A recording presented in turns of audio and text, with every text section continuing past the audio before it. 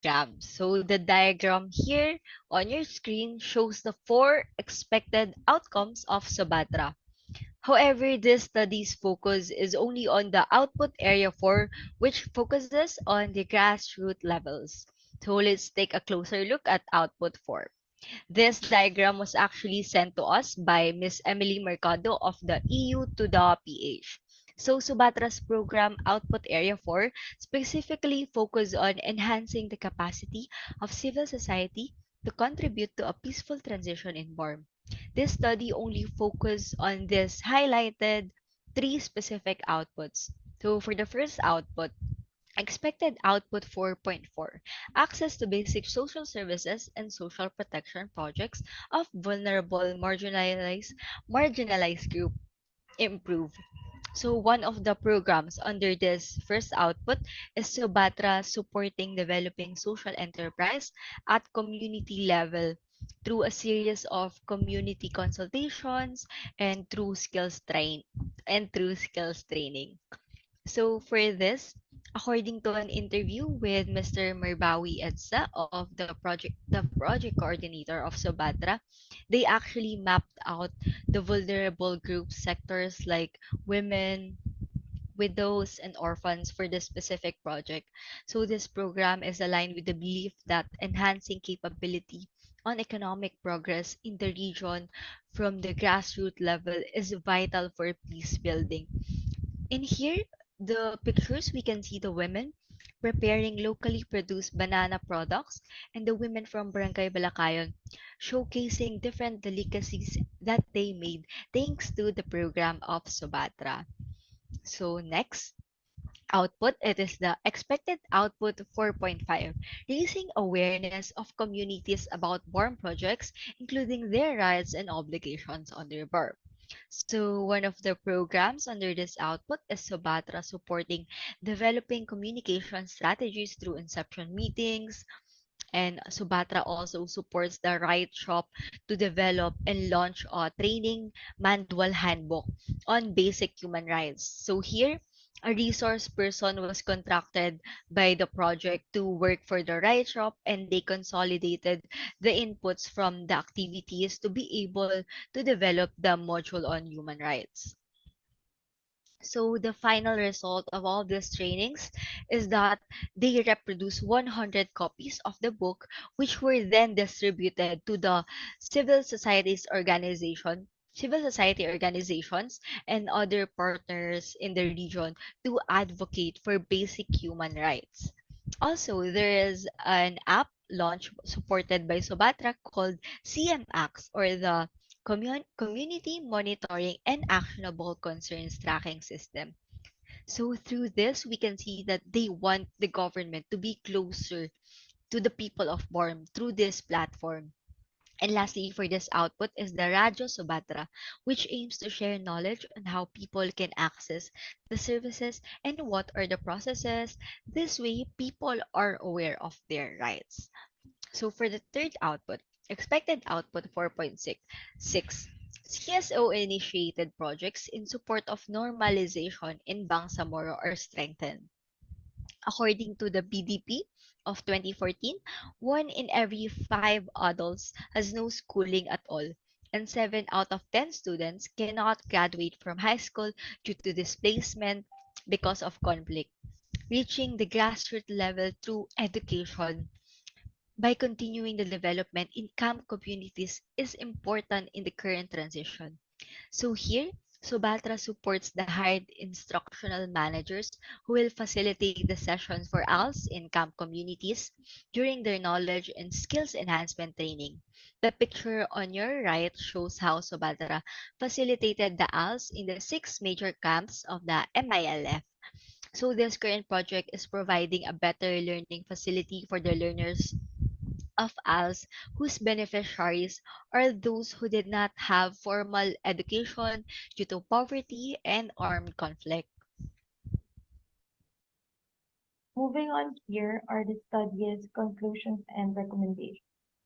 So Subatra is not only assisting in improving the executive, legislative, and judicial capabilities of the Bangsamoro government, but also help sustain the peace process gains at the community level. Therefore, this study confirms that Subatra, focusing on peace building at the grassroots level, became more inclusive and collaborative when CSOs are involved. The study also identified through an interview that Subatra's role also extends to managing the expectation of the Bangsamoro people at community level, because during the early stages of BORM, the community's expectations were big that only led them to disappointment.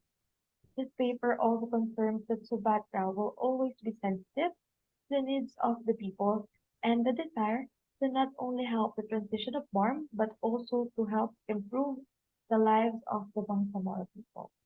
However, although Subatra shows great promise, the most important thing is it must remember to include the importance of long-term capacity building efforts in Mindanao.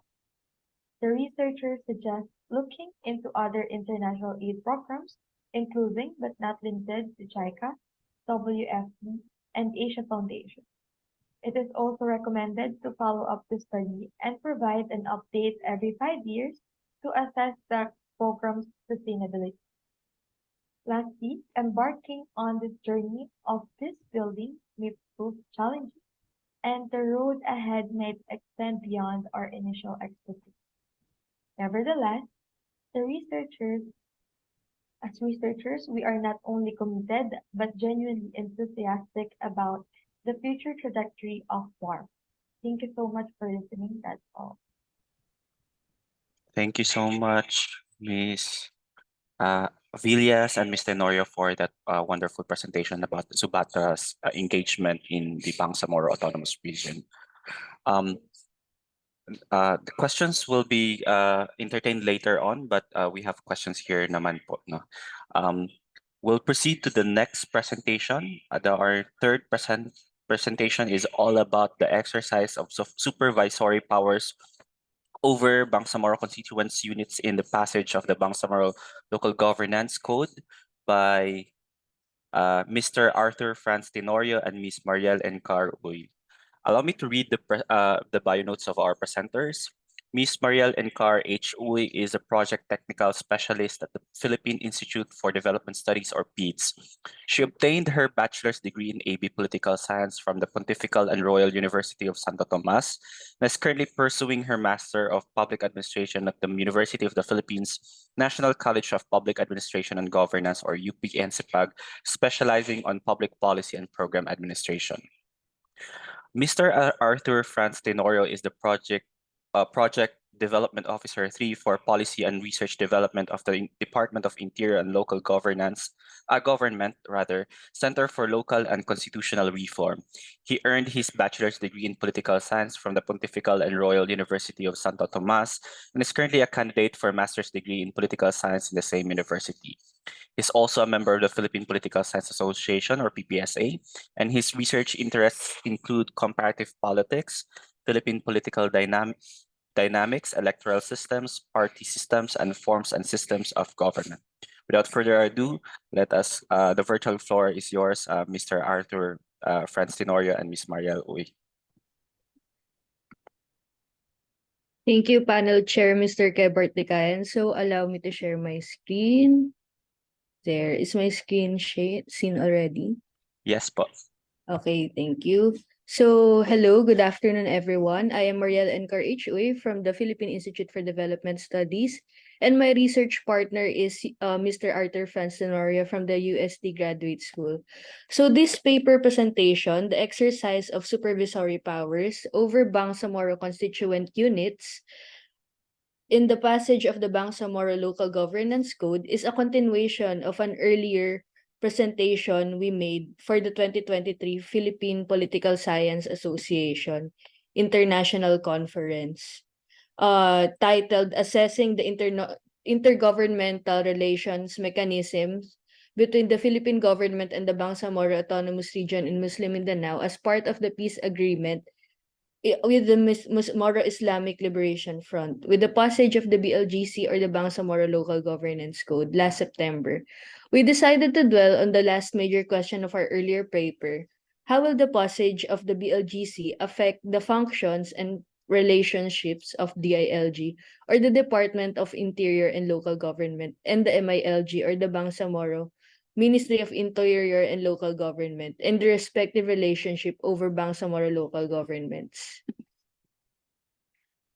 The paper utilized the interviews that we, the researchers, conducted with MP Attorney Shah Elijah Dumama Alba as part of the now defunct Bangsamoro Transition Commission to understand the intended intergovernmental relations between the national, regional, and Bangsamoro local governments and the MILG Director General Engineer Khalid Dumagay for their perspectives, expectations, and the actual operations of the ministry in the exercise of supervisory powers over the constituent units of the Bangsamoro.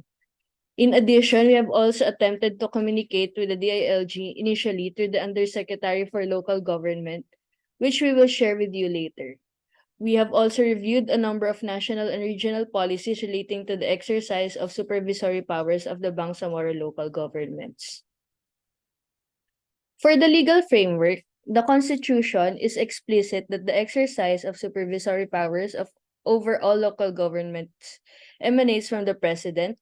Section 4, Article 10 provides that the President shall exercise general supervision over provinces, cities, municipalities, and barangays.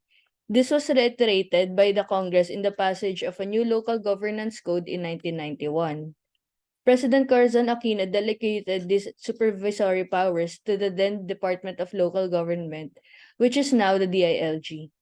In a separate section, that is Section 16 of Local Government Article of Constitution, vests the President to the supervisory powers over the autonomous region. In the following section, the Constitution also mentioned that the powers that are not delegated by law to the autonomous regions are considered as responsibilities of the national government.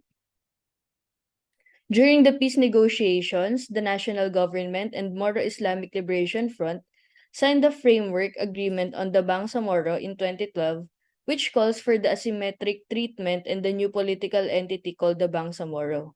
Moreover, the Bangsamoro was agreed to be given the authority to regulate affairs of its constituent units in accordance with the Bangsamoro Basic Law, including the alteration and modifications to the privileges enjoyed by the Bangsamoro constituent units as may be provided by the passage of the Bangsamoro Local Governance Code.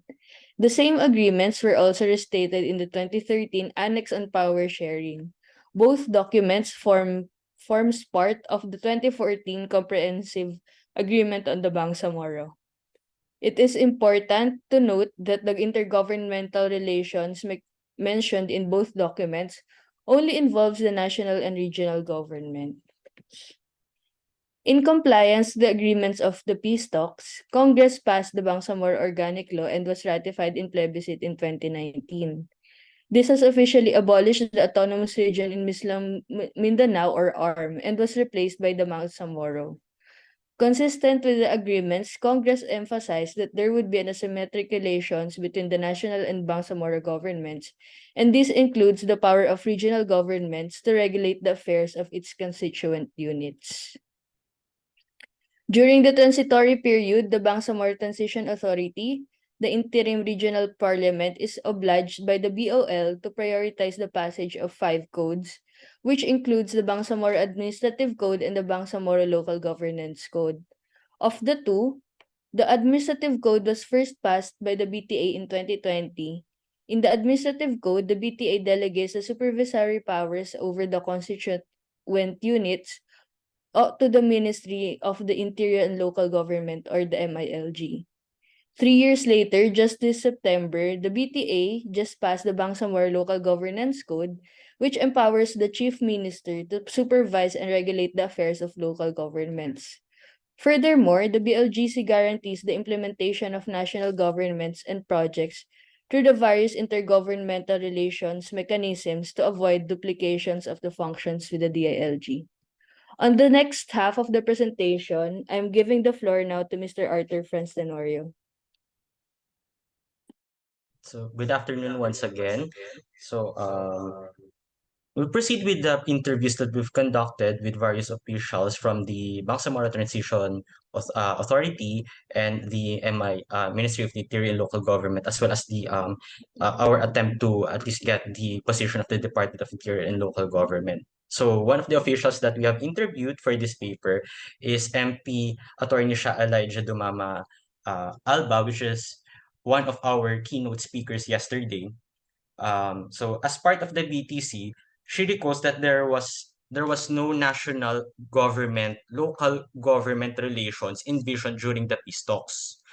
In contrast, both the national government and the Moro Islamic Liberation Front agreed that the Bangsamoro government shall be given authority to regulate the affairs of its constituent units, as reflected in the 2013 Annex on Power Sharing, seconded by the 2014 Comprehensive Agreement on the Bangsamoro.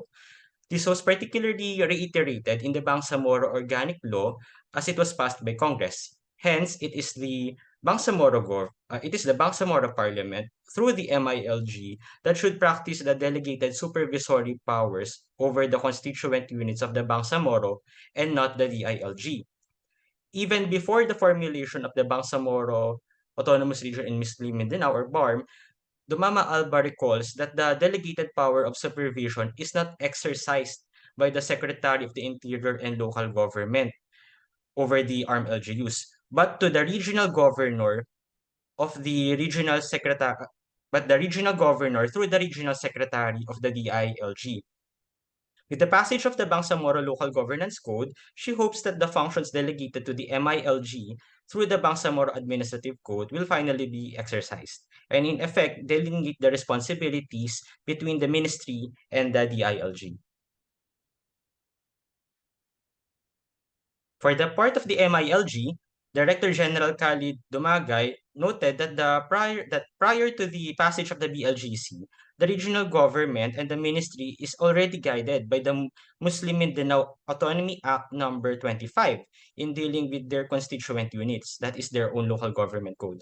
The said Autonomy Act, which was the region's local government code, was passed by ARM's Regional Legislative Assembly in 1989, even preceding the passage of the National Local Government Code that was approved by Congress in 1991.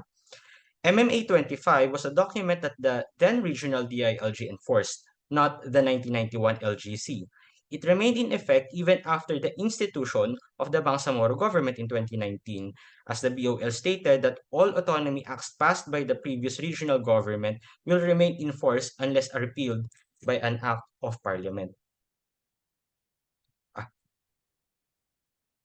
Hence, the BLGC has repealed the MMA 25 during its passage.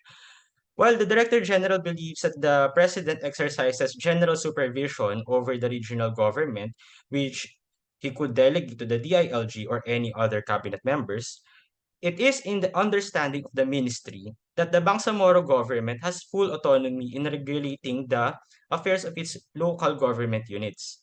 Otherwise, it will weaken the autonomy granted to the Bangsamoro.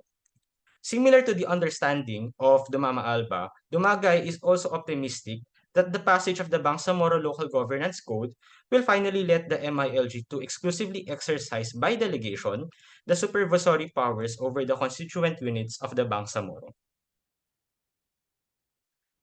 We have sent our questions last June to the DILG, initially to the Undersecretary for Local Government, Marlo Iringan. His office forwarded our letter to then Assistant Secretary for Local Government, Odilon Pasaraba, who then endorsed our letter to the Undersecretary for Mindanao Affairs and Special Concerns, Alfredo Bayan, to quote, in deference to the good Undersecretary's mandate as a DILG's focal in issues concerning development of BARM. When we followed up our request last month in preparation for this presentation, we learned that the Office of USEC Bayan transmitted our questions to the ILG's Legal and Legislative Liaison Office, requesting them to draft the response. Our letter was passed to multiple officers in the LLLS from June until the final status update in September. As such, we sent another letter this last November to the officer in charge of the LLSS Undersecretary Juan Victor Llamas and LLLS Legal Research. Assistance and Legislative Liaison Division Chief Attorney Cynthia Pulido, but for a follow-up on their response for our questions.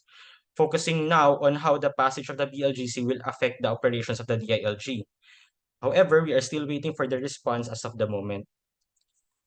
But since we cannot just stop there, so we attempted to at least we decided to at least have an idea of how the DILG conducts its interactions with the MILG and or the Bangsamoro constituent units in the bureau level, and get a glimpse of the general idea of the bureaucracy by examining the modules they use for staff training. The perspectives of the DILG is reflected in the training materials that they are using for their personnel. In one of the modules developed by the Local Government Academy, which is an attached agency of the DILG, for the department's local government operations officers, it emphasized that all levels of local governments, as stipulated in the first section of Article 10 of the Constitution, which are the provinces, cities, municipalities, and barangays, and autonomous regions, are to be supervised by the President. By virtue of the principle of qualified political agency, the DILG envisions that the power of the general supervision over local governments is delegated to the Secretary of the Interior and Local Government.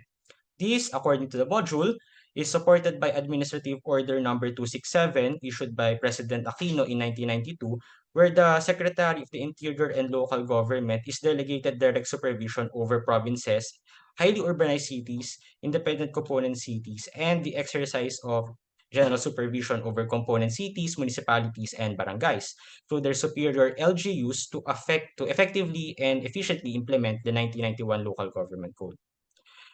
As for any possible effect in the day-to-day operations of the DILG, we have invited the Assistant Director of the National Barangay Operations Office, which is one of the bureaus of the department, for a glimpse on the impact of the passage of the BLGC to the operations of their office.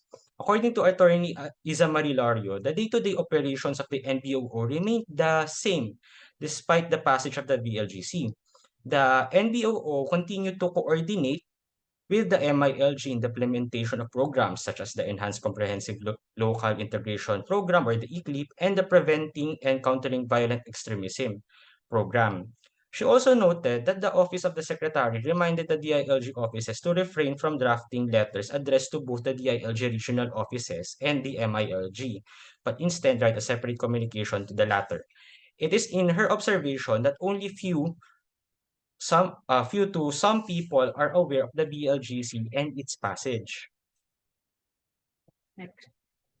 So, in conclusion, um, in observation, we have noticed that there is a discrepancy between the expectations of the ministry and of the department with regard to the passage of the Bangsamoro Local Governance Code. So, the department expects, the ministry expects that, and even the Bangsamoro Transition Authority expects that the passage of the BLGC would finally delineate the functions between the DILG and the MILG. But the responses from the NBOO as well as the modules used for staff training, and even the mere fact that the our request for the answers with regard to our questions were remained in the legal office of the DILG would say that they are somehow less they are not that aware of the passage of the BLGC nor the effects of its effect to the day-to-day operations of the DILG. So our conclusion and suggestion would be that the DILG and MILG must clarify the demarcation of functions given that the BLGC has already been passed by the Bangsamoro by the BTA. So the best thing would be that this would be a priority point in the intergovernmental relations during the in the next meeting of the intergovernmental relations body, so as to prevent any further overlap of functions between the two agencies. And lastly, the DILG should inform their personnel and officials about the autonomy given to the Bangsamoro because up to now, while the officials, the top tier officials would be very much aware of the autonomy granted to them, um, it's more of a challenge for the department that the managerial level and even in the staff level that only few knows the autonomy granted to the Bangsamoro. Hence, it is in their understanding that the DILG should automatically exercise these powers, given that they were exercising them for other LGUs of the regions. So for any questions, will freely glad to answer your questions in the open forum later. Thank you so much, Mr. Arthur and Miss Mariel, for that incredible presentation on the Bangsamoro Local Governance Code. And we'll proceed to the final presentation, for the last but not the least presentation, which is repopularizing the Dunya Melayu, the Bangsamoro between being Filipino and maritime Southeast Asian. Apologies because apologies, medyo maingay kasi umuulan po dito, no? So the author of this presentation is Mr. Shariful Hashim S. Mansour from the Ateneo de Zamboanga University. Mr. Shariful Hashim S. Mansour is a freelance writer, researcher, and a 2022 philosophy graduate from Ateneo de Zamboanga University, specializes in exploring identity complexities in Mindanao and Sulu. His academic and creative writings, including his thesis interpreting Rasa from the Heideggerian world disclosure, focus on maritime Southeast Asian ontology. Mansour has contributed to various publications, including works in a National Commission for Cultural and the Arts Anthology, Sinuan Magazine, and a piece in an anthology by Narratives Publishing. Without further ado, let us all welcome Mr. Shariful Hashim S. Mansour. Sir? Thank you so much for that introduction. May I ask if my presentation will be presented by my PowerPoint presentation by the organizers, or should I present it? Up to you, sir. Which one do you prefer? Oh, I prefer it presented by the organizers so that Okay, wait. I'll inform the organizers. I can also present it if wala. Have you sent the presentation, Yes, sir? yes, I did. So then, wait for a while, sir.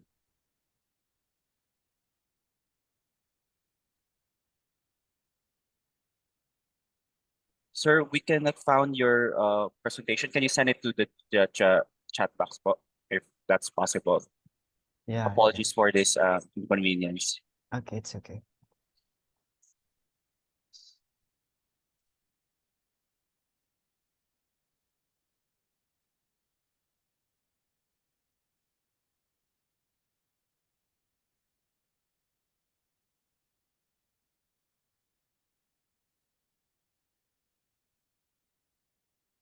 So while waiting, perhaps if you have questions, you may type in your questions at the chat box, or later on, please click the raise hand button later on so that you'll be recognized. Ayan. There it goes. It's in PDF format. Okay, thank you, sir. Thank you.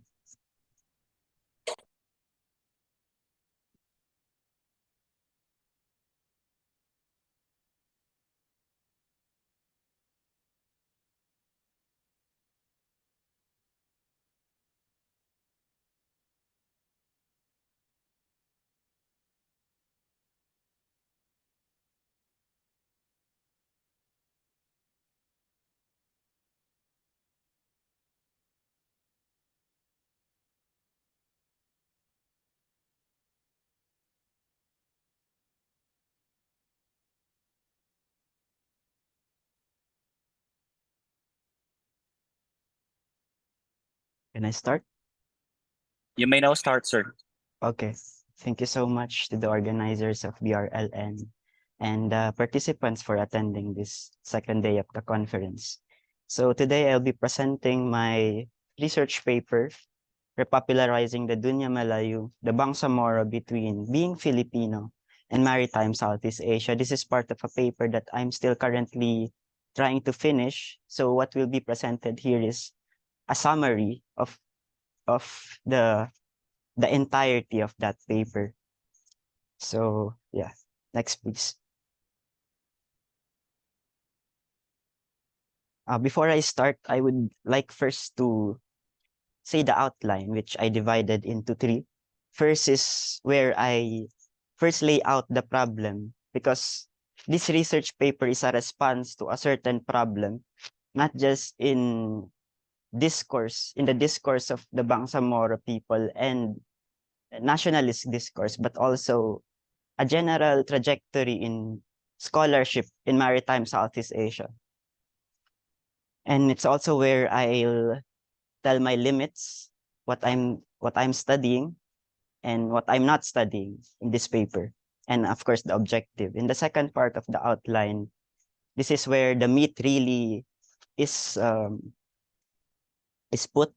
I will study or elaborate what I call as the pan-Malay trajectories of early Philippine nationalists, which I divided into three: the Ilustrados, the Revolutionaries, and the later Visionaries. And third, it's a theoretization of what has been said in the previous section, and I divided it into four categories: fluid nationalism, Bangsamoro in C, and rehabilitation, rehabilitating the pan-Malay vision of early Philippine nationalists. And lastly, some small steps, recommendations after the study.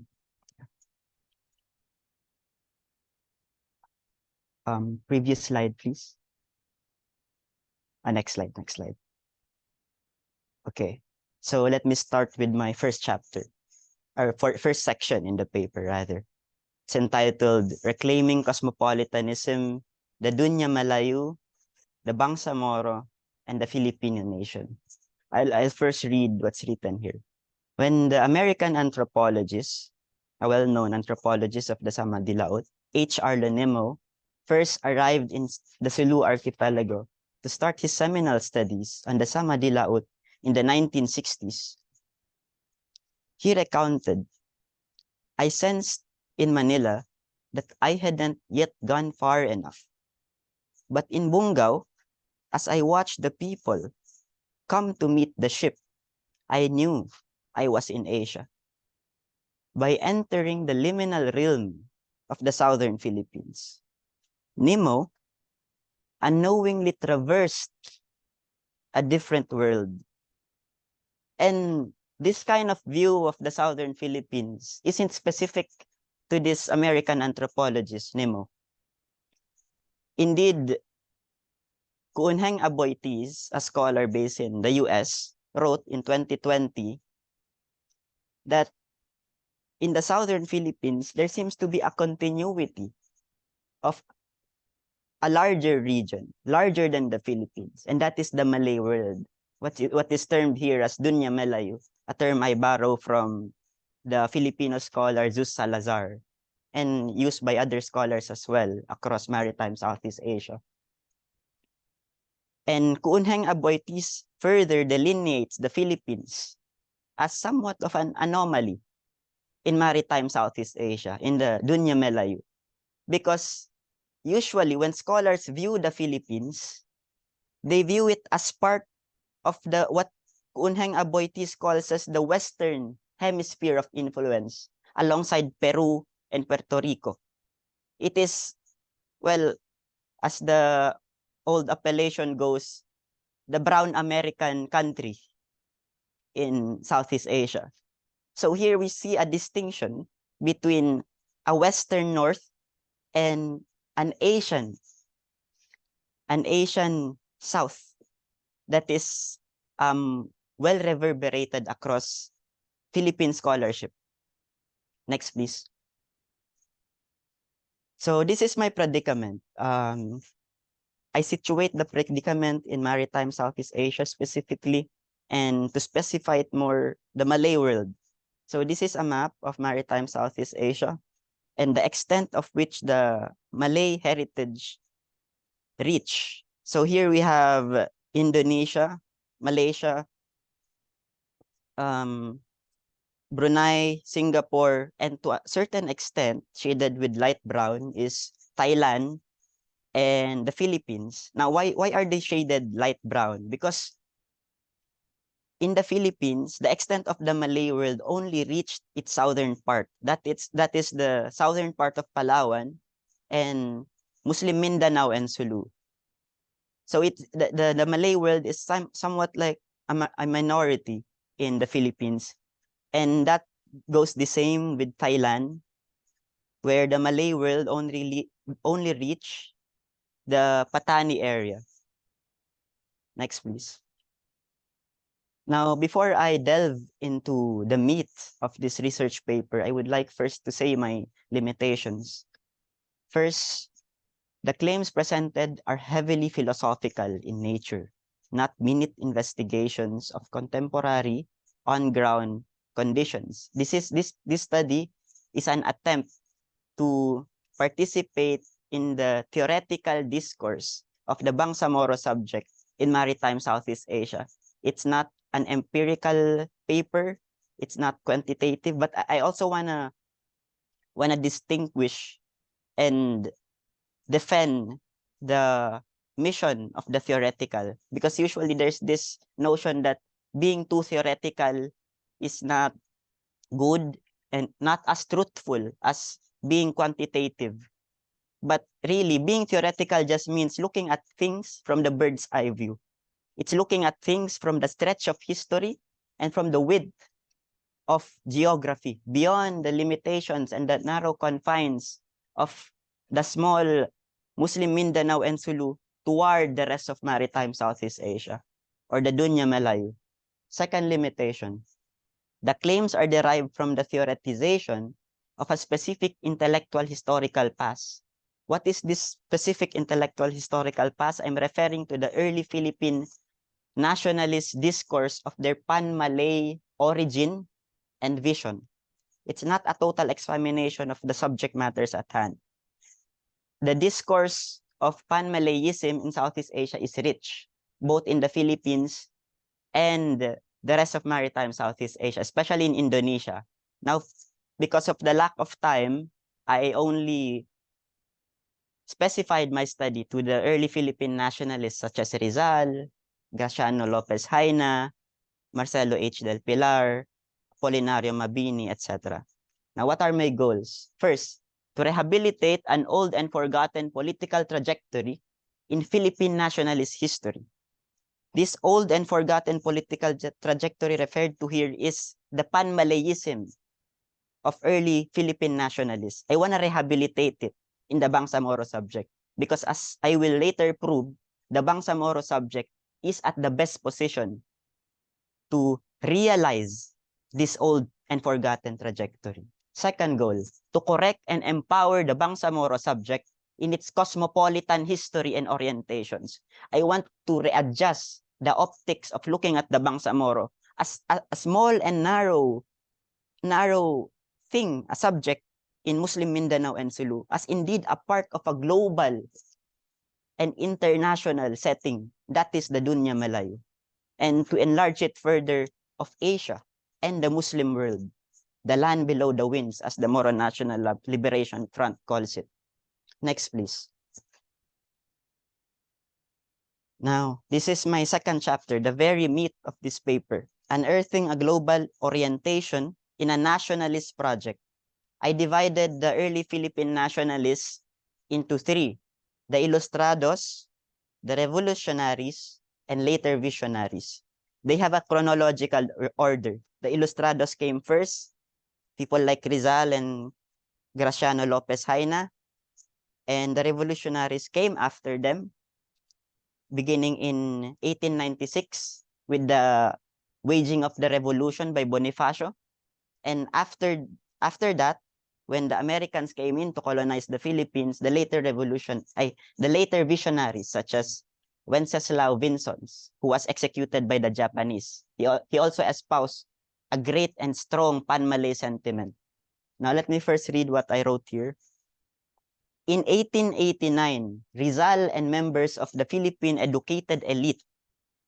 This is the term for the Philippine educated elite is Ilustrado. The Ilustrado.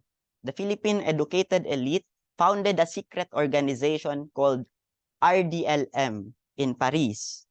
The Ilustrado Baldomero Rojas, a participant of that group, later divulged that the acronym meant Redención de los Malayos, or the redemption of the Malays, the primary aim of which was to liberate the Malay world from cosmopolitanism. Okay, 5 minutes left. After being inspired by the 1860 anti-colonial novel Max Havelaar, set in Dutch-controlled Indonesia. Next, please.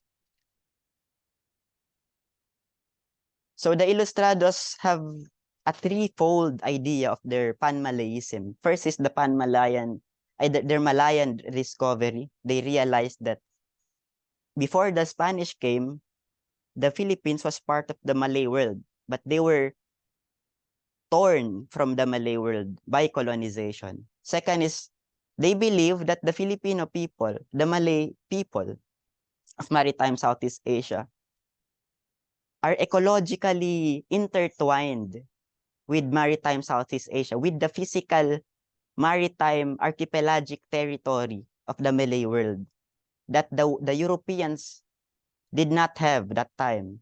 And they also believe in an adaptive and multilinear evolutionism. They believe that the native Filipinos, the Malayos Filipinos in their term,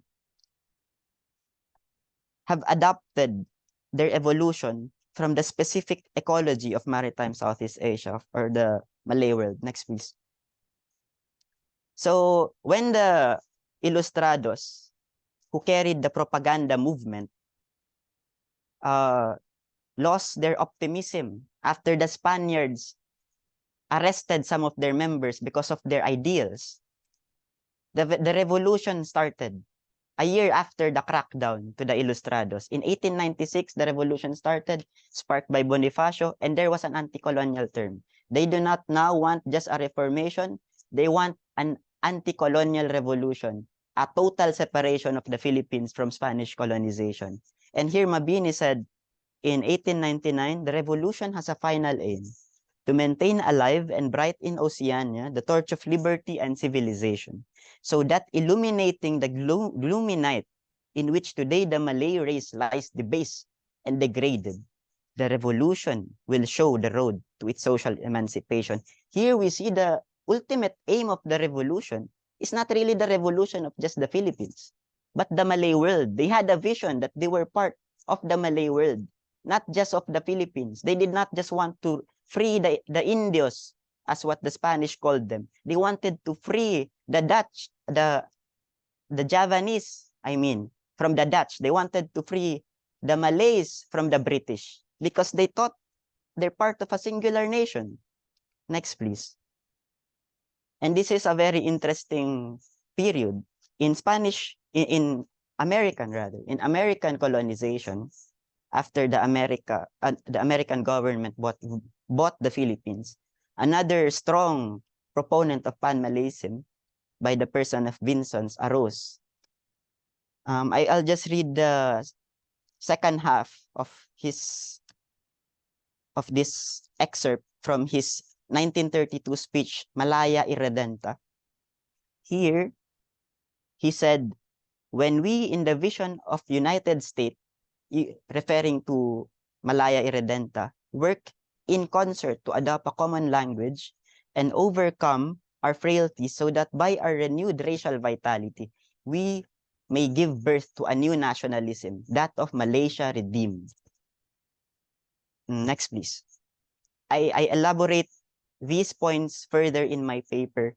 For lack of time, I will accelerate my speed. This is the last part, the last section, toward a Pan-Malay imagination in the Bangsamoro. Here, I present the idea of fluid nationalism. Now, I'll read the caption. In Geertz's ethnographic study of maritime Southeast Asian polities, he concludes that the region seems to possess an alternative conception of what politics was about. Reed further stresses, coinciding with the adaptive evolutionist framework of the Ilustrados, the strong link between ecology, the place, the concrete place, and nation building in Southeast Asia. Now, I pose the question, can there be a Dunya Melay, a transnational interconnectedness beyond nation states. It's a question also posed by various scholars in Malaysia, Indonesia, and including this country, such as Farish Noor of Rajaratnam, such as Farid Alatas of National University of Singapore, and so on and so forth. Next, please. This is a theory, a method proposed by another Malaysian scholar, Shu, in her 2020 article, The Malaya Method. She proposes the principle of interreferencing as a way to subvert the common tendency of looking at the Malay world through colonial scholarship by instead looking at each other. This is similar to what the early Philippine nationalists did. Instead of looking at what the Spaniards were telling about the Filipinos, thank you so much, of the Filipinos, they instead look at the conditions of the Javanese, the conditions of the Malays, as a way to subvert the Orientalist imagination of the Europeans to Filipinos. Next, please. And also to imagine ourselves beyond our borders, demarcated by the colonizers themselves. Now, nearing the end of the presentation, the Bangsamoro in Maritime Southeast Asia, a pan-Malayism in practice. We see in the early Philippine nationalist trajectory, a pan-Malayism in theory. They envisioned a pan-Malay interconnectedness. But in the Bangsamoro, there is already a pan-Malayism. But instead of theory, it's a practice. It's part of our economy, such as what was mentioned earlier by Mr. Sherwin Toring. There's the culture and there's the episteme. In the Muslim Mindanao and Sulu is already a part of what is called the Dunya Melayu, also termed as Nusantara, Jawa by the early Arabs, Nanyang by the Chinese, and Land Below the Winds also by the Arabs. And here in the diagram, there's the Sulu zone and the present shadow economy for the interconnectedness in economy. There's Islam, adat, cuisine, and shared languages as the cultural connection of the Bangsamoro to the Malay world, and the Kitab Jawi, the shared readings of Shafi'i jurisprudential works in maritime Southeast Asia. We read the same religious books basically. Next, please. So this is a rehabilitation of a forgotten Philippine dream, an intersective project of histories and visions. Basically, what I'm saying here is that the Bangsamoro subject as a historical and theoretical subject can carry this torch of a pan-Malay future that was espoused by the early Philippine nationalists, and also as an alternative way of viewing our region. Next, please. Okay. For my conclusion, but more than an academic inquiry that provides new inputs to the old pan-Malay trajectories in early Philippine nationalism, the Bangsamoro's heritage of cosmopolitanism paves an old new way to a more people-to-people interconnectedness in the Malay world, not achieved by today's institution-centric regional organizations such as the ASEAN and BIMP-EYAGA. This, however, is not an impasse, but an instruction to institutions to learn from historical antecedents and present but marginalized realities, a move that in the long run advances our decolonization from old structures we still unconsciously inhabit. Next, please. These are some of my references in this presentation, and next, please. And due to the lack of time, if you have general ramblings, you may email it to me. Thank you. Terima Thank you. kasih banyak. Thank you, Mr. Mansul, for that wonderful presentation about the Dunia Melayu. I think we're on our open forum session. We'll entertain questions we'll open the floor for to everyone to ask questions to our presenters. So any questions from our audience? Any questions to our presenters. You may click the raise hand button, and we'll wait for you to be please wait to be recognized, or you may type in your questions in the chat box.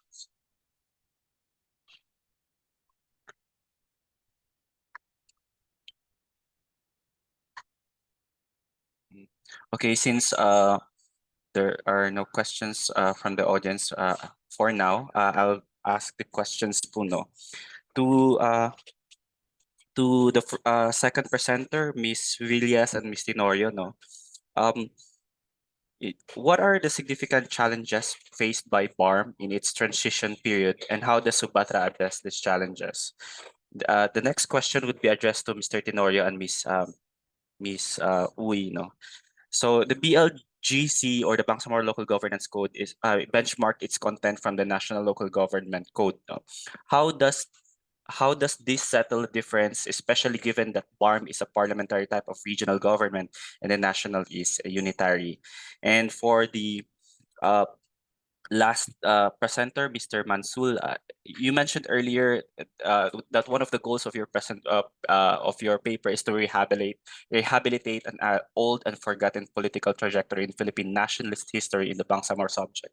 In a pragmatist sense, how does your paper impact BARM? So perhaps our second presenters can Thank address you that so question. much, Sir Kev. So I think I'll just mention a few of the challenges of the Bangsamoro region in this transition. So first, this is according to an interview with Mr. Merbawi Edsa. He mentioned that at first, during the transition, the expectations of the communities were so much that it led them to disappointment. So for this, Subatra is doing so much for managing the expectations of the people. For example, we presented the CM Acts, which is the app that they can address their concerns and their problems. So that way, the government can respond to the people. So I think ito po yung isa sa mga naging problema din before pa ng transition, na feeling po ng mga tao na hindi po sila pinapakinggan. Kaya I think isa po ito, kahit na maliit lang siya na bagay, I think it's a way na maramdaman po ng mga tao na napapakinggan po sila. Pati po yung sa Radyo Sobatra, na kasi po 'di ba, may mga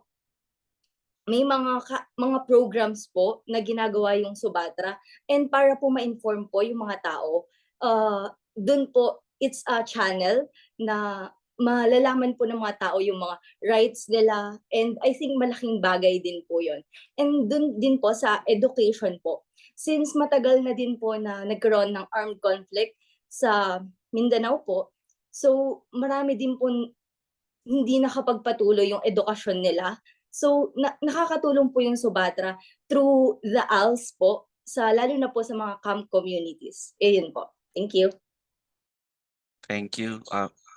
Any or yun lang po, or can Mr. Norio also respond to the question? Okay, thank you. What about the next question to Mr. Arthur and Miss Mariel?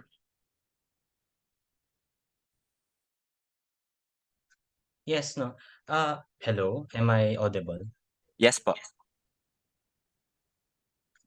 Hello. Yes, okay. So yes, actually that was observation is quite true, no. Even in our interview with MP Alba, she recognized also that the words, not only in the Bangsamoro, in the draft of the Bangsamoro local governance code, but as well as the uh, administrative code, were actually more or less talagang nilift from the administrative code and the local government code na ginagamit ng national government. But the thing here is na like sa recommendation namin, na the DILG should learn the context, yung autonomy, not only the autonomy but the context behind it, 'di ba? Why we are giving autonomy, and what does it mean when we give autonomy to Bangsamoro? Kasi again, the negotiated the negotiation between the national government and the MILF states na there should be an asymmetric relations between the national and the Bangsamoro government. So we could not impose the same relations that the DILG is um not imposing, but the same relationship that the DILG has over other local government units and the local government units of the Bangsamoro. So if you would compare the admin code, the Bangsamoro admin code, the 1991 local government code, and the newly passed Bangsamoro local governance code, yes, it's almost the same words, pero you would notice that they are addressing a different set of officers and agencies. So when the BLGC was passed, when the admin code was passed, it designates the MILG, no, from the actually it's the parliament ina-address siya as parliament kasi given that the national government is presidential system and the Bangsamoro is a ministerial form, or should I say parliamentary system of government. So the supervisory powers is actually granted to the parliament itself, no? Wherein kasama yung cabinet, the executive, kasi the executive and the legislative nag-merge sila into parliament. So yes, binaba yung delegation from the parliament down to the MILG to exercise the supervisory powers. But how would they exercise it? It's in the Bangsamoro Local Governance Code. So yes, it's the same, almost the same, yung mga ilang details na pinagkaiba, but the BLGC is talking to the Bangsamoro government and the MILG and the chief minister. You should do that, not the DILG or not directly by the president. It's you, the chief minister. But actually, there is an interesting part to that kasi when in the admin code, it's stated as if the parliament is downloading it to the MILG. Pero pagdating mo sa BLGC, medyo kakaiba yung wordings kasi it's the chief minister. So it's another topic, no? Pero erase ko lang.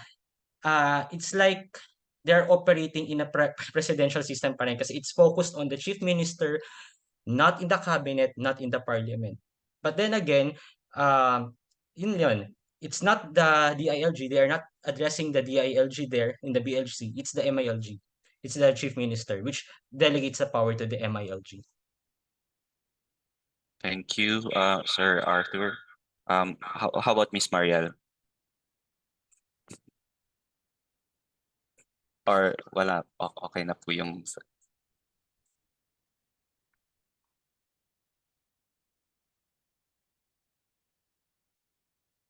Okay. Sige, we'll proceed to Mr. Shariful. Sir, what is your response to the question po? Thank you for the question. How does the rehabilitation of an old and forgotten political trajectory in early Philippine nationalism impact the BARM? That's the question, right? Yes po. My answer is twofold. First, discursive. Second, practical. What's the discursive fold? It's to show that it's not subversive to reclaim our Malay heritage. It's even reclaiming the most orthodox form of Philippine nationalism because it's rooted in the Ilustrados, in the revolutionaries, in the later visionaries, in Vinsons, in Rizal, Graciano Lopez Haina. It's not subversive. It's not secessionist even. It's actually improving Philippine nationalism by expanding it from its narrow confines, from the demarcations of the nation state that was inherited from the Spaniards and the Americans. That's a discursive fold. Practical fold is this. It should empower the Bangsamoro government in reclaiming their pan-Malayism in practice. Because what the Ilustrados revolutionaries and the later visionaries did was a theoretical work in pan-Malayism. But in the Bangsamoro, it's a practice. It's part of economy, culture, religion, and the shared brain, what I call as the episteme, the shared episteme in the Bangsamoro. Their present and historical connections to the Malay world should be recognized both in the parliament and both by the academe, that it's not something that should be feared or should be viewed as something anomalous. It's in fact the deepest form of Philippine nationalism. That's all. Thank you. Thank you. In the interest of time, we'll consider three questions. No, there's a question from Mr. Vincent Castle. No, for the last presenter, there's a lot of questions. I think for the last presenter, do you think there's a need to create a new or international institution to recover the Malayan cosmopolitanism? Would this be the move forward in order to recover the historical connections of the Malays? Thank you. Okay. Thank you so much. There have been historical moves toward that idea, both in the Ilustrados, revolutionaries, and later visionaries. We see Vinson's presentation of the Malaya Irredenta, the United Malay World. We see in Mabini's presentation of the Federación Malaya, a united a united world of Malay states free from colonization. And we see this even in the works of Rizal and the Redención de los Malayos.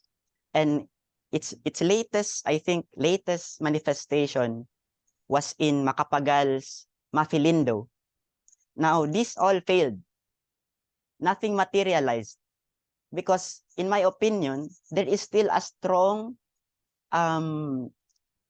state nationalist trajectory in maritime Southeast Asia rooted in its colonial history.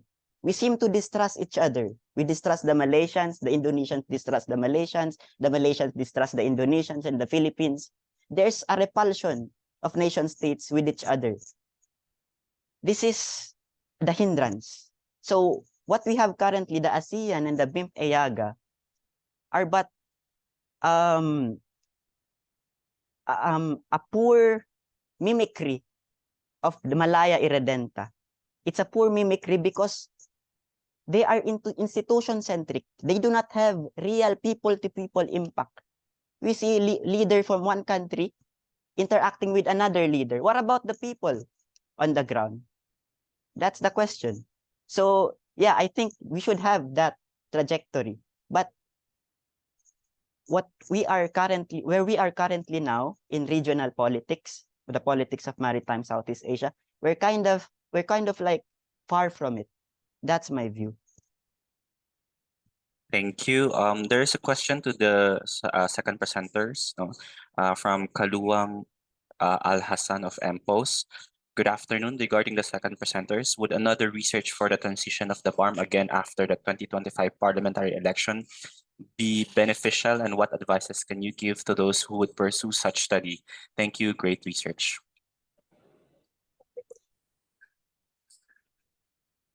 Thank you so much for the question. I think Ms. Andrea Tenor would like to answer the question. Oh, we cannot hear her.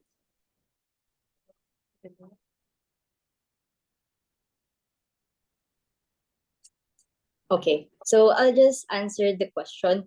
I think certainly yes, because as we highlighted in our study, it is very important to include the long-term capacity building efforts. So after the transition, it doesn't mean that the peace process has already ended. I think the peace process will continue and the capacity building efforts should still be continued. So although these milestones by Sobatra and the BTA encourage and maintain the benefits of the people, capacity building must be seen as capacity building must be seen as a long-term intervention. For example, 10 to 15 years, and not just finding for a quick fix or short-term solutions. So because often donors want to assist for only 2 to 5 years, example, Sabatra, 5 years,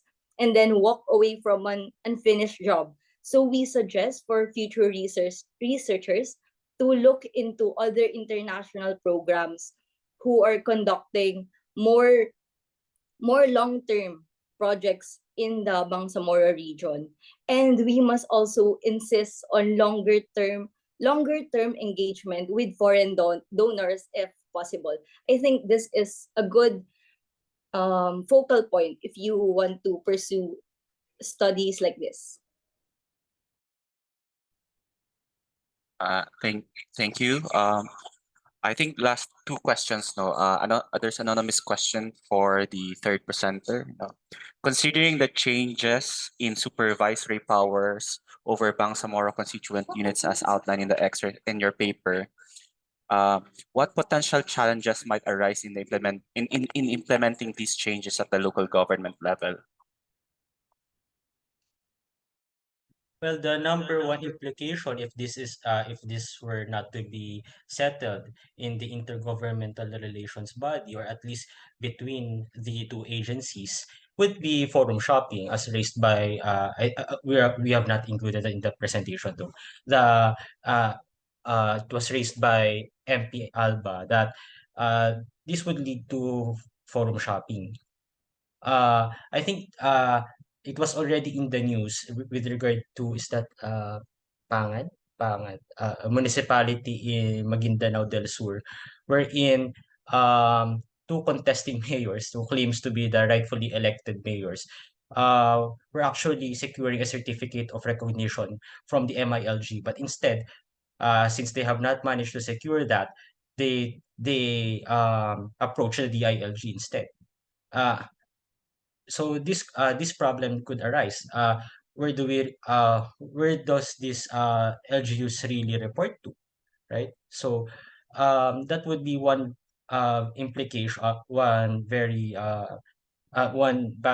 implication if this were not to be clarified between the two agencies. So uh, yeah, so in order to prevent that, at least they should settle. Uh, I think it's more of reminding the national government agencies of the intent of the peace agreement, to remind them to deliver their part of the peace agreement, that to treat the Bangsamoro government asymmetrically and not treat them just like any other LGUs in that matter. Thank you, sir, for that answer. And I think last question, no, another anonymous question. This question is directed to the last presenter. How can Filipinos, particularly the Moros, regain a Dunya Melayo identity if they themselves are less likely associating or even acquiring a we feeling or belongingness that we are part of the ASEAN or Melayo identity compared to that of Malaysians, Indonesians, or Bruneians who are in solidarity with such identification? Most of the time, when you ask a Filipino Moro regarding ASEAN or Dunya Melayo identity, they don't have knowledge or basically unaware of such terms. Thank you for the question. I think this question can clarify to me an important distinction when we say Panmalayism, because there seems to be two Panmalayisms in the present: institutional Panmalayism and practice and unconscious Panmalayism. The first Panmalayism, institutional Panmalayism, refers to the Panmalayism of states interacting with other states through international institutions such as BIMP-EAGA and the ASEAN, a very formal way of looking at the Malay world. There's a second Panmalayism, Panmalayism in practice. This kind of Panmalayism is unconscious. It is part of the day-to-day life of the people who did not have the academic training, who did not have the opportunity to participate in the ASEAN and the BIMP-EAGA, but have the qualities of being part of the Malay world. For example, in Sabah, Farish Noor, a scholar from Malaysia, talks about the interaction of the Suluks, the Bajaus, the Kadazan Dusuns, not as Malaysians, not as Filipinos, not as Indonesians, because there's an intermixture of ethnic groups, but as part of the Sabahan community. This is to me the apex of Panmalayism in practice. It's to supersede, to overcome the constraints of nation states. And ASEAN functions on that basic assumption that Panmalayism, the Malay world, should be based on nation states.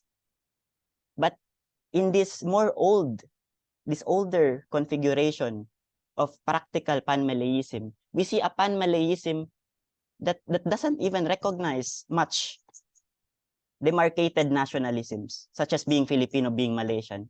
We see Pan-Malayism as just being part of the Malay world. That's it. Not because I'm Filipino embracing the Indonesian, but because I'm a person of the Dunya Malayu, the land below the winds, as some people would call it, like the Moro National Liberation Front. That's all. Thank you. Thank you. Perhaps we can entertain the last question, no? But before that, there's a comment here from Mr. Badruddin Abdul. The peace process in the Bangsamoro was concluded because of the participation of the Dunya Melayo or Nusantara, using silent diplomacy as their distinct approach in peacemaking. So for the last question, it's directed to Sir Arthur and Ms. Mariel. Is the BARM's parliamentary system prone to political coup d'etat, similar to what happened to the House Speaker Alvarez and GMA? Because there's provisional in the BOL where a chief minister may be unseated and replaced by the power of recall. Thanks. Okay. I think we should use another term because coup d'etat is an extra constitutional term.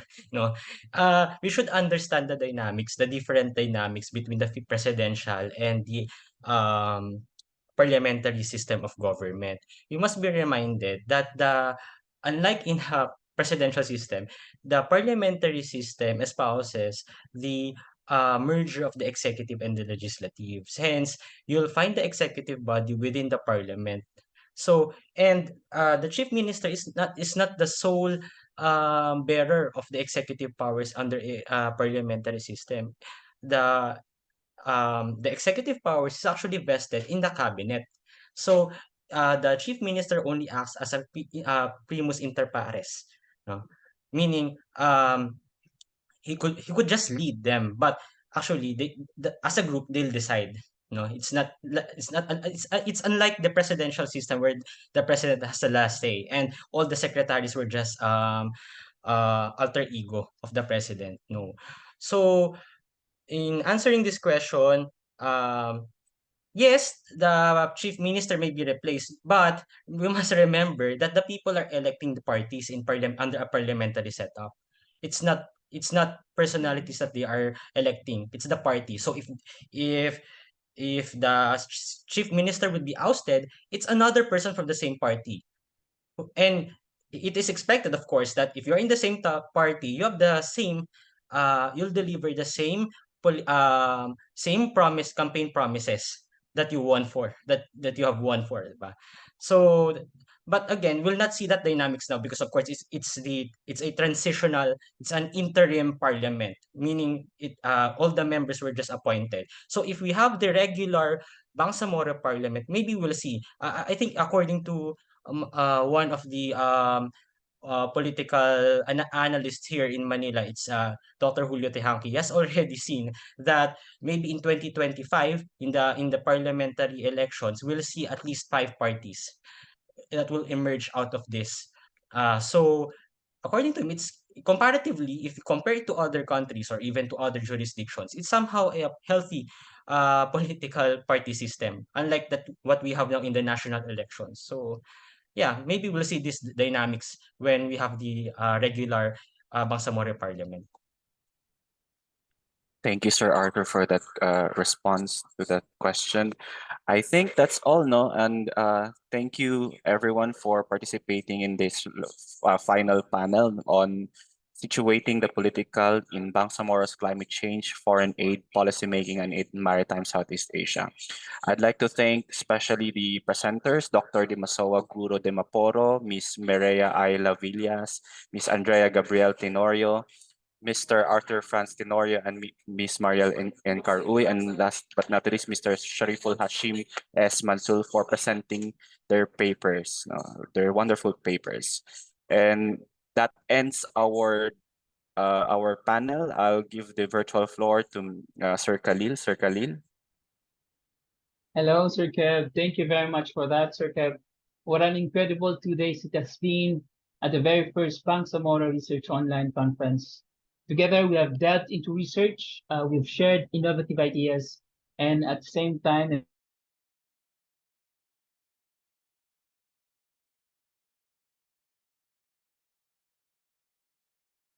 No, we can't hear you.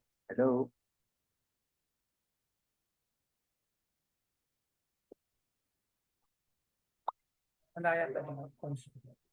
Yeah, we can't hear you, folks.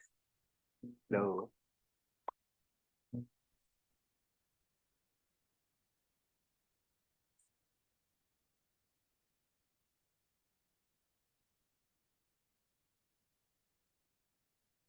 Okay.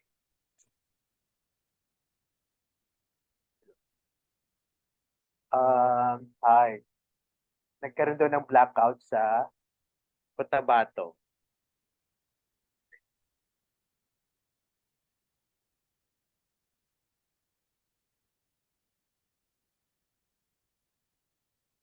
So,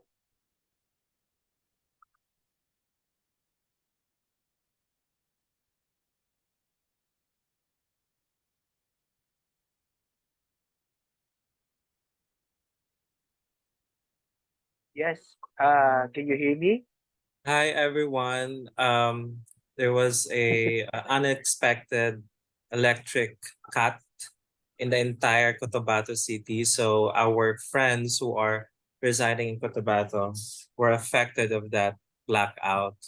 So since many of us from the Bangsamoro Research Legal Network were not presently residing in Cotabato, would like to call on uh, Vincent Castle, the head of the Legislative Research Division of the Bangsamoro Parliament Policy Research and Legal Services, as well as one of the trustees of the uh, BRLN to highlight probably most of the key points that were discussed for this 2 days conference, a synthesis, a summary, and also way forward and how we're going to continue our conversation. Vincent, over to you.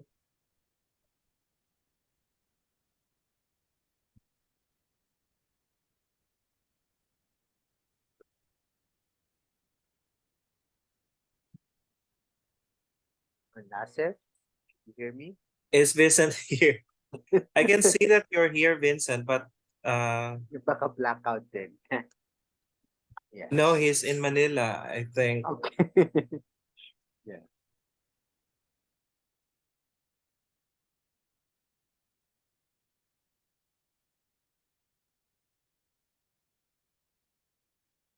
Yes, okay.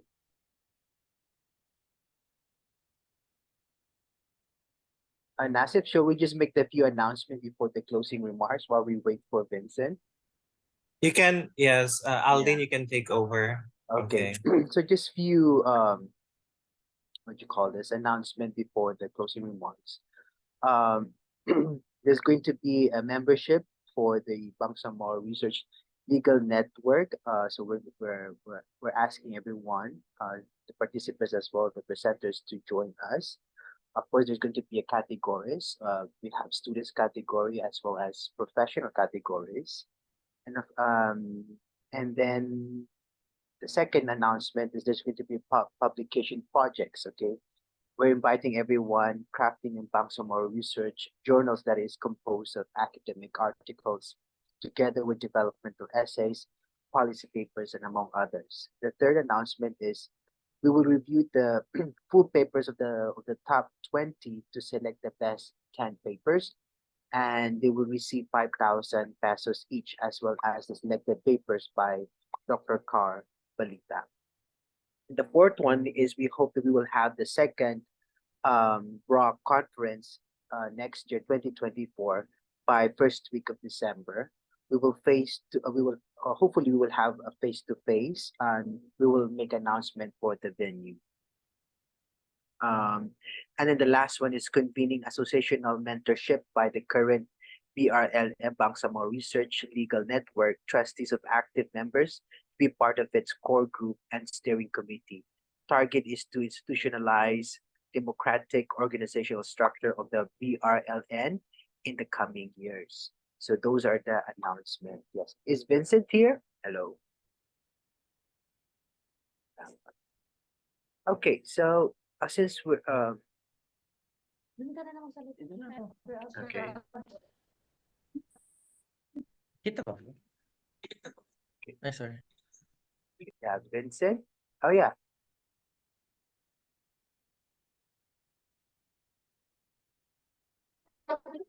Hello. Yes, go ahead. Yes. Go ahead. So they're back. Okay, they're back.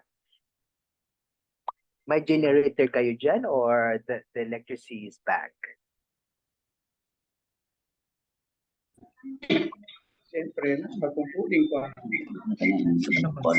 Yeah. And of course, don't forget to follow us in our Facebook account, to keep you posted of the new activities and announcement that we have for the Bangsamoro Research Legal Network and other activities that we will have in the future.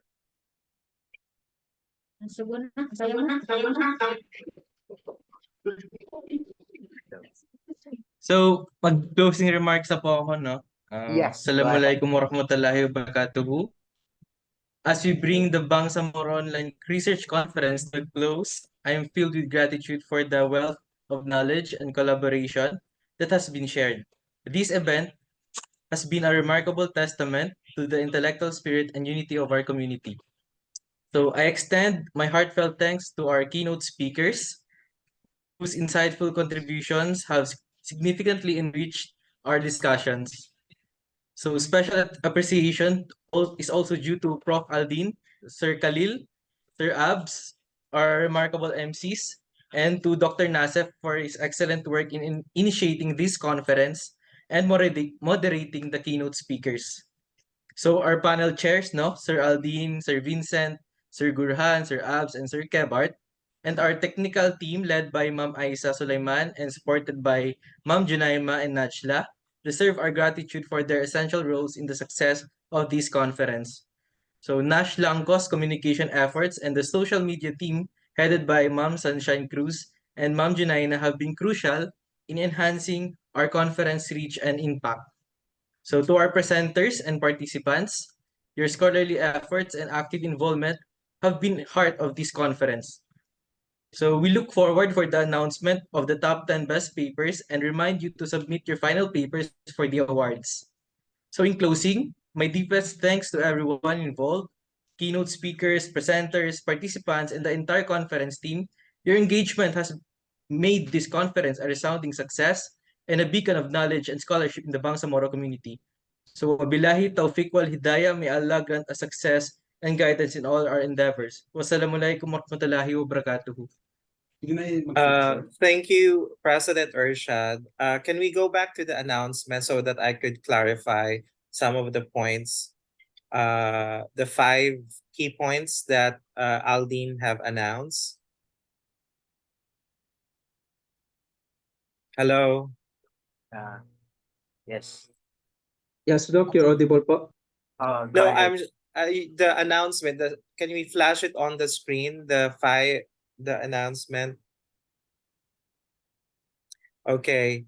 In the very start of crafting the BRLN, we did not open it to membership, but we are now looking at the possibility of accepting membership to BRLN as part of a non-stock and non-profit organization that is registered within SEC and with having its accredited by BIR and all of those documents that you need to have.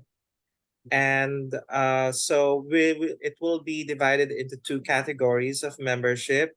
Dalawang membership, isang regular and one is student membership. So hindi naman natin pinagkakait na mabigyan rin ng karampatang espasyo ang mga mag-aaral na sumali sa asosasyon at magkaroon ng karanasan kung paano mapatakbo ang isang professional association or organization. Susunod, ang mga publication projects. Ang una-una namin naiisip ay magsasagawa at magka-craft ng isang journal.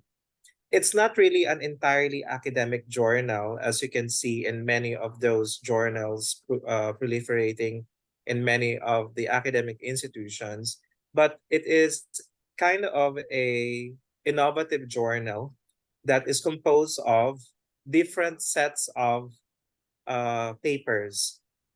It could have a manuscript, a monograph. It could also have a handbook.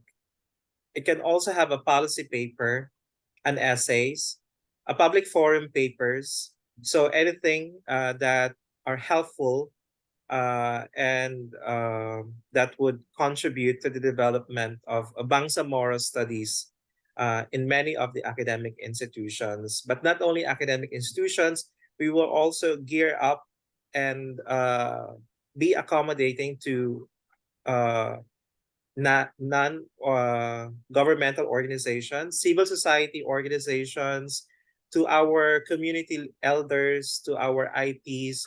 So it's a more kind of walang hegemony or walang monopoly of academe sa pagsasagawa ng knowledge production. Lahat ay mayroong boses, lahat ay may karapatang rekognasyon na meron silang mga karapatan rin na makapagbigay at makapagsagawa ng mga karunungan at kaalaman patungkol sa Bangsamoro. Ikatlo, it will take time to announce the top 10 best papers because we're still waiting for the full papers. And then from the full papers, we will announce after the review process. And for the second Bangsamoro Research Conference that will be held next year in early December, similar as this week, early of this December. Hopefully, it will be a face-to-face conference. It could be in partnership with an academic institution, or it could be done in a hotel that is more relaxed and comfortable to all participants and accessible also to many of the participants, not only nationwide, but probably some people who are outside the Philippines who also would like to present their research that is firmly related to Bangsamoro. And this convening associational mentorship is a mentorship that will be done by the trustees of BRLN. It is kind of a difficult to immediately put forward a more democratic organizational structure. We all know that there are politics within those organizations that might take over. So there is a gradual transition and a mentorship by the trustees, by the organizers, by the officials to mentor those who will be part of the core team and the steering committee para gradual yung transition of leadership sa Bangsamoro Research and Legal Network. So I thought we're behind schedule, but we're actually on time. So if you have any questions, please feel free to ask them.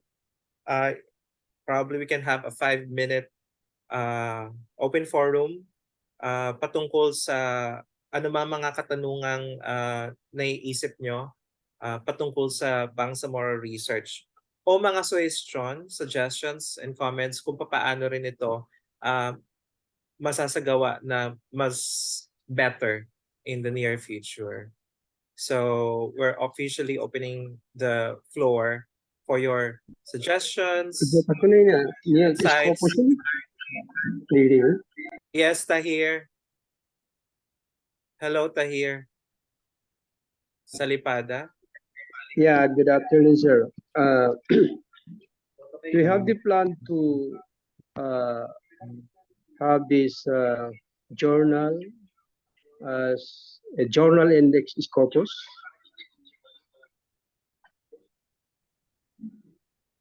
Yes, we do have plans of such things as like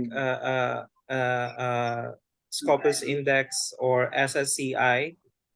But you know, in gaining an index, it will take time depending on the number of issues and frequency of issues being released over quite some time. So hindi naman kaagad na when you craft a journal, kaagad it will be Scopus Index. And but also, we are not enamored with the political economy of Western canons, of Western knowledge production. Ang pinaka-aim namin is to write, publish papers na merong direktang tulong at kontribusyon at ambag sa ikakabuti ng ating mga communities. So hindi lang ito, gagawa tayo ng research na ang magbabasa lang ay very few academics or magbabasa lang ay nandun lang sa library, gagawa ng thesis, tapos wala naman, no one will even bother reading about it. So pinaka talagang atikain natin, our aspiration and desire is to produce research works that would directly address societal problems and issues na makakatulong sa policy making, that will guide our policymakers to better their policy outputs and craft their legislations, na makakatulong sa mga community elders, communities, sa mga IPs, sa ating mga Christian fellows, and to the Moro wide, na halimbawa makatulong sa climate change, makatulong sa kanina pinag-usapan ng identification. So yun ang pinaka-aim talaga natin. Merong impact sa ating community. So gagawa ka ng research na halimbawa gusto mong makatulong sa isang barangay o sa isang munisipyo. Yun ang pinaka-adhikain natin. Hindi lang magpa-publish for the sake of publication na ang magbabasa lang ay few academics. In other words, how do we mainstream our research? Because part of peace building is transformative learning, our communities. Kasi para nangyayari tayo-tayo lang. But in the end, you also have to involve the policy makers at the national level. So yun ang isa sa mga objectives natin sa Bangsamoro Research Legal Network. Kaya networking siya. Yes. Alam ko na mayroong mga limitasyon sa mga administrative, lalo na pag ikaw ay isang academics na kailangan ito ay utos ng Commission on Higher Education na kailangan Scopus para ma-promote ka, makakuha ka ng tenureship. Pero ang pinaka-adhikain natin ay makatulong sa ating community, sa ating ma-address ang mga problema ng ating community mula sa ating pananaliksik. Hindi tayo gumagawa ng ating research dahil ito yung measurement ng mga kanluraning bansa ng Western ng Amerika na kailangan Scopus or LCI. Gumagawa tayo ng ating pananaliksik para sa ating lipunan.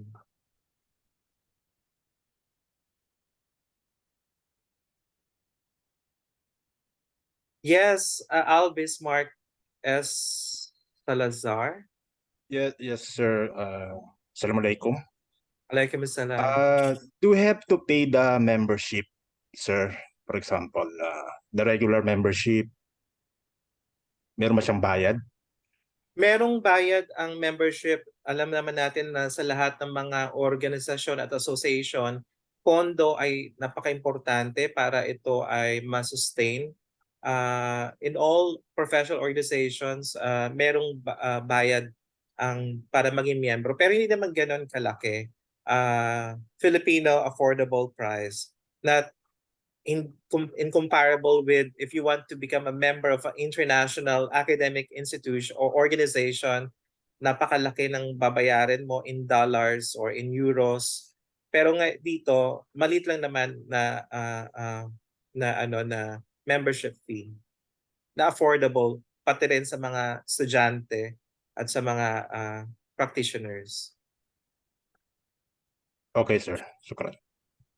Shukran. Hello po, Si Doc.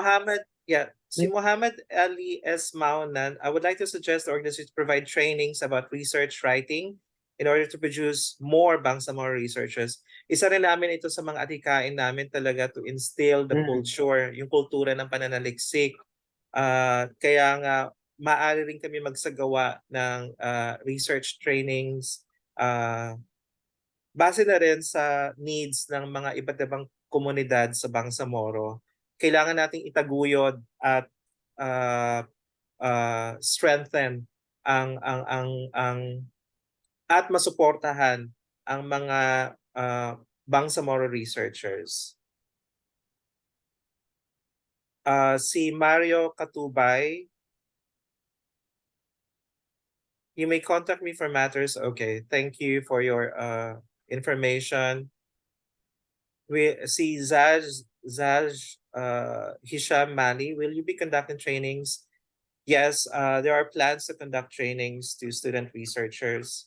Maraming salamat. Si Marvin, perhaps BRLN can specify key priority areas where research is needed so us academics know where to focus and what inquiry we can conduct. Maganda rin itong suggestion na ito. Mas maganda rin na makipag-ugnayan rin tayo sa ating mga lipunan, sa ating community. At hindi lang sa demand o sa need ng community, pero nasa sa inyo rin yan. Kung you're passionate to research about climate change, about religion, halal, Islamic banking and finance, nasa sa inyo rin yan. Mas maganda rin na nasa-shape rin ang community needs based on your on your motivations and passion regarding a research topic. And then si Nobleza Randy of Marinduque State U extending invites to attend a conference with Philippine Association for the Study of Culture, History, and Religion. Yes. Thank you so much for extending an invitation to PASCHAR and how to join PUSER. We will announce the ways on how to become a member of BRLN. And I think I've heard Mac wanted to say something. Hello, Doc. Mac? Actually, I just wanted to the same questions that has been asked a while ago by the participants. I just wanted to reiterate that to you po. You have answered the question na rin. Thank you po. Okay. Meron pa po ba tayong mga iba't ibang questions, suggestions? Yes, hello, Dr. Emmy. Kung wala na rin naman, I'll give back the floor to our MC, Mac, I think. Maybe we can have a group photo, Nasser, Dr. Nasser.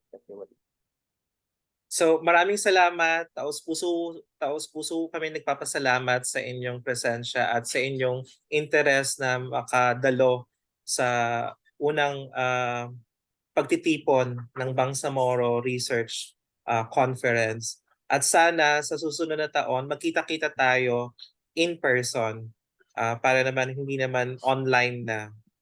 Hindi katulad kanina, nagkaroon ng patabato blackout. So, maraming salamat. Okay. Group photo na lang. Hello po. Yes. So yun Mac, po, go no? ahead. To conclude po, so ayun, all good things must come to an end, and because of that, again, we want to express our deepest gratitude to each and every one of you, our distinguished keynote speakers, passionate presenters, and engaged participants. Your contributions have enriched this experience, and your commitment to advancing the knowledge is truly commendable. We hope to see you again in our next event, inshallah po, no? Hopefully, a phase 2 event next time. So, shukran and alhamdulillah.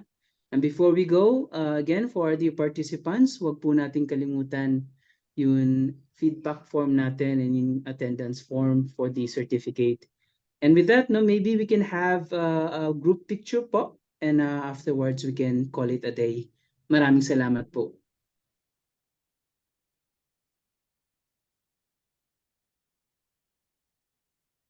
So can we have, ano na lang, ma'am, Sir Rashad, maybe at your end, kayo na po yung mag-screenshot dyan. I'm only using my phone as of the moment. Okay na, Sir Bob. Picture. Kaso parang madilim yung sa inyo. Ay, wala talagang kuryente sa Cotabato. Brownout sa amin, Yes po. Maguindanao. Brownout ka sa Maguindanao. Oo, total blackout. Very tamang-tama yung huling keynote speech presenter natin si Dr. Dean Sevilla about energy security sa bar. Kaya nga, I was gonna say. Actually, one of the things that we're going to discuss doon is Lake Lanao, anything that is generating energy does not belong to the Bangsamoro anymore. May kumukuha na ba ng litrato? Oo. May Okay. We are kumukuha. requesting everyone to please open their web cameras for our picture taking.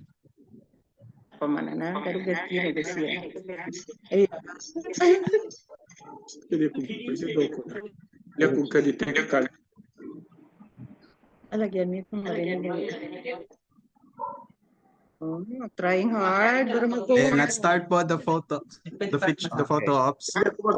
First slide. 1, 2, 3, smile. Next, one more. 1, 2, 3, smile. Husband and wife. Husband and wife. Okay na po. Thank you.